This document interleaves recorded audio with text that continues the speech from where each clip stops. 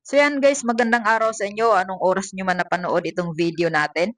So ngayon ay alas 8 pa lang ng umaga dito sa amin. So ang pag-usapan natin ngayon ay about sa pamasahe dahil sobrang mahal na. Pero bago ang lahat ay idadaan ko muna kayo dito sa dagat.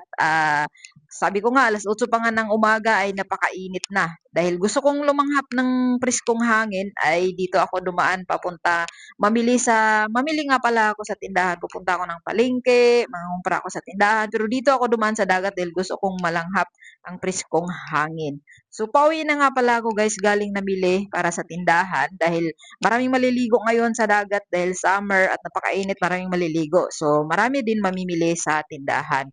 So, ngayon usapan natin ang pamasahe. Kung bakit itong pinili kong sikad or putput or anong tawag nito sa inyo, ay dahil napakamahal ng singil nila sa akin. So, parang hindi deserve.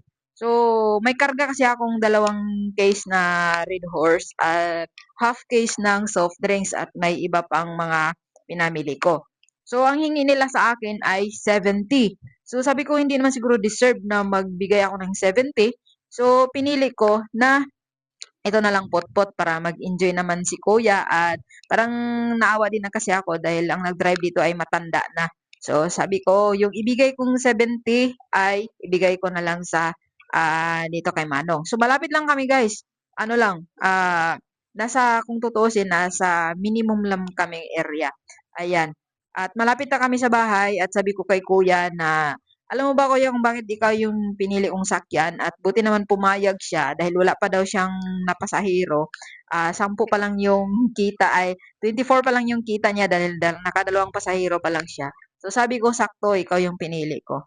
At yun nga pala guys, nang display na pa nga pala ako diyan pagdating sa bahay. So balik tayo kay kuya, sabi niya pagbigay ko sa 70, sabi niya maraming salamat dahil 70 yung binigay mo, napakalaki na nito. So sabi ko, parang natuwa ako dahil sabi ko, kahit paano, sumaya si kuya sa 70 na binigay natin sa kanya. So, kaysa ibigay ko doon sa tricycle driver na nagdi-demand. Naiinis kasi ako guys pagka ganyan na mag-demand ng napakalaki na tutuusin ay malapit lang kami.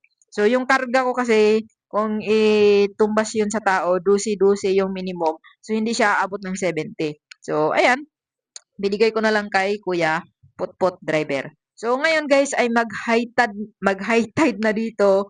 Mamaya-maya mga alas 12, alauna, mag-high tide dito guys at ang daming maliligo dito. Kung sabi ko sa inyo ay mag-i-enjoy sila dito mamaya maliligo. Kaya bumalik ako dito, tiningnan ko kung ano ng sitwasyon ng dagat at yun nga, nakikita nyo napakainit. Ang langit napakainit. So